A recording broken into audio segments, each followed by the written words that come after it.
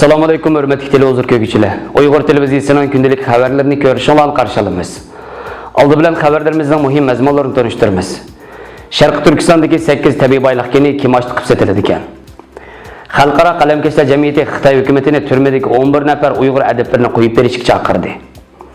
Qatarda media şəhəri qurulur ekan. Uyğur doğabçılıq mədəniyyətiga nəzər.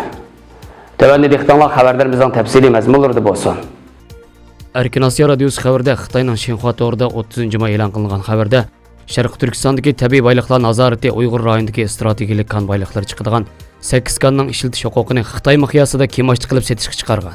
Xabarda ko'rsatilishicha, bu kanlar ichida G'arbiy Koilin Malkanson Margantis keni mubob bo'lib, bu kanning yillik ishlab chiqarish miqdori 10 ming tonnadan oshadigan bo'lib, Sharq Turkistondagi eng zo'r Margantis taraqqiyot bazasi ekan. Kemash qilib setilgan kanlar mis, nikil, qo'g'ishun, slanitis, yarı sıxlıqı qatarlıqlar bo'lib, bu kallarning setilish bahasi 800 million yuandan boshlangan. Xabarda aytilishicha, Sharq Turkistondagi Xitoy doiralari bundan avval 9 ko'mir kenining ishlab chiqarish huquqini kemashlik qilib setib olgan ekan.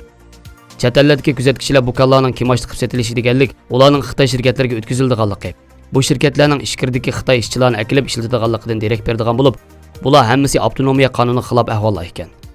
Ma'lum bo'lishicha, Xitoy hukumatiga tabi korxonalar va shirkatlar yillardan buyon Sharq Turkistonda turli tabiiy boyliq konlarini ichib bo'lib, bu xil konlarda xizmat qilgan asosiy ishchilar va texniklar yerlik xalqlardan bo'lmasdan Xitoy o'lkalaridan kelgan Xitoy ishchilar ekan. Xitoy shirkatlari ichib tabiiy gazliklar va neftliklarning ishchi xizmatchilarining mutlaq zo'r qismi Xitoylar ekan. Ichilib bu tabiiy boyliqlardan shu yerdagi aholining naf olish cheklamiga uchirgan. Kuzatuvchilarning diqqatini qo'zg'agan yana bir masala bo'lsa, muhit omili bo'lib, bu kallarning bo'libmi silanitis kallarining qizilishining odatda muhitga keltiradigan ziyni intayin og'ir bo'ladi ekan.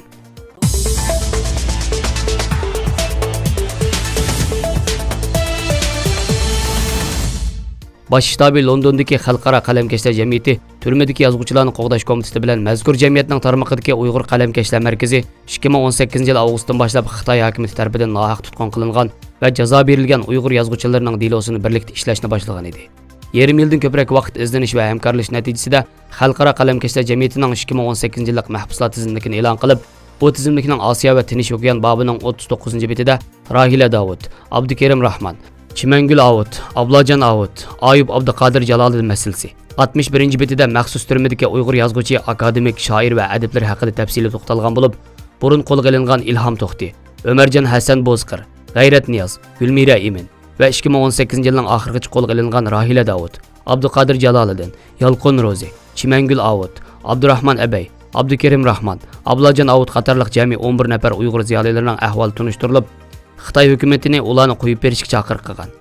Dokladda mazkur tashkilotga a'zo bo'lgan 145 davlat va rayondagi qalamkeşlar tashkilotlari orqali o'z davlatlar hukumatlariga va munosabatli xalqaro tashkilotlarga va Birlashgan Davlatlar Tashkilotiga topshirilib, Xitoy hukumatidan bu begunoh adiblarni qo'yib berish talab qilingan. Xalqaro qalamkeşlar jamiyati 1921-yilda Londonda qurilgan bo'lib, insonlarning yozish, fikr qilish va nashr qilish huquqi va yozuvchilar huquqlarini qo'g'daydigan Birlashgan Davlatlar Tashkiloti inson haqlari xitobnomasiga asoslangan dunyodagi nopozliq tashkilotlarning biridir. Jumladan mazkur tashkilotga marhum Ko'rash Ko'san apandining tirishchanligi bilan Uyg'ur qalamkeşlar markazi 2008-yili rasmiy a'zo bo'lib kirgan. Shundaqla birdan-bir xalqaro tashkilot tarmoqidagi Uyg'ur tashkiloti bo'lib hisoblanadi.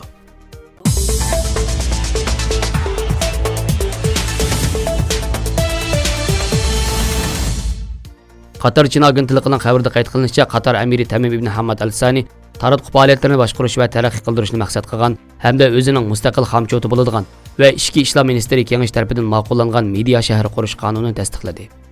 Qurilmoqchi bo'lgan media shahri orqali Qatarda taratquv faoliyatlarini boshqarish va taraqqiy qildirish, xalqaro taratqularni, texnologiya shirkatlarini, axborot va digital taratquv sohasida tadqiq xizmatlari va ta'lim-tarbiya ishlari bilan shug'ullanadigan shirkatlarni bu shaharga o'tkazish maqsad qilingan.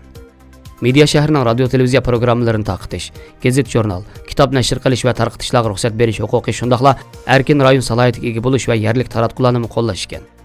Arab Birlashma Xalifaligida Sky News Arabiya, CNN Arabiya, NBC Arabiya qatorliq cho'ng taratquv shirkatlari bor bo'lib, Qatar media shahri orqali xalqaro taratquv shirkatlarining jalb qilish markaziga aylanishni nishon qilmoqda.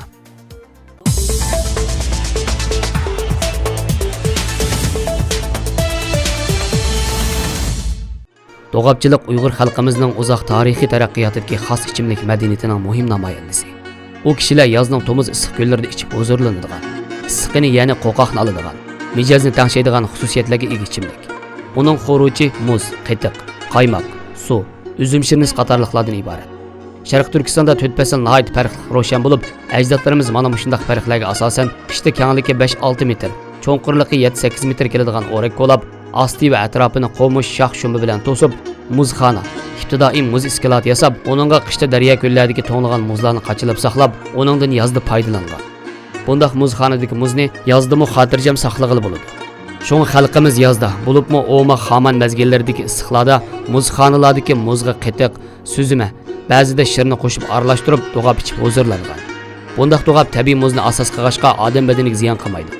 Do'g'ab odatda bir necha xil bo'lib, muz, qetiq, suv aralashtirib tayyorlanadi. Bundaq do'g'ab sap do'g'ab yoki oq do'g'ab deyiladi. Yana bir turi muz, qetiq, suv, üzüm shirnisi bilan tayyorlanadi.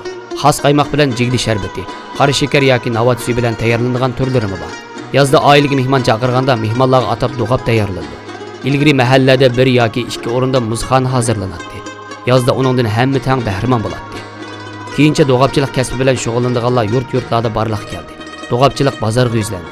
Bugungi kunda bu kasbning bozorlanishi texnik tiz bo'lmoqda. Do'g'ab garchi tayyorlanishi oddiy, murakkab texnik talab qilmaydigan hunar bo'lsa-mu, lekin uningga xalqimizning oila madaniyati, mehmondorchilik eni, ichimlik madaniyati, kishilik munosabat qarashlari, sotsial psixikasi, sütçilik medeniyet qatarlıq medeniyet endisi mücessemleşken. Hazır bazarlar setilayotgan do'g'abning muzlari sun'iy to'nitilgan bo'lg'achqa, uning pokizlik darajasi alohida yuqori. Muzxonalar qachilangan tabiiy muzlar hozir ishlatilmaydi. Xaridorlarning pokizlik bo'lgan talabi bargan sir oshmoqda. Do'g'abning xurujlariga hech qanday sun'iy xuruj aralashtirilmagan, sap, pokiz tabiiy ichimlik bo'lg'achqa, yoz kunida ussigan har qanday odam bemalol iste'mol qila oladi. Xabarlarimizni ko'rganingizga rahmat. Ko'rishguncha omon bo'linglar. Xayr xo'sh. Allohga emanet.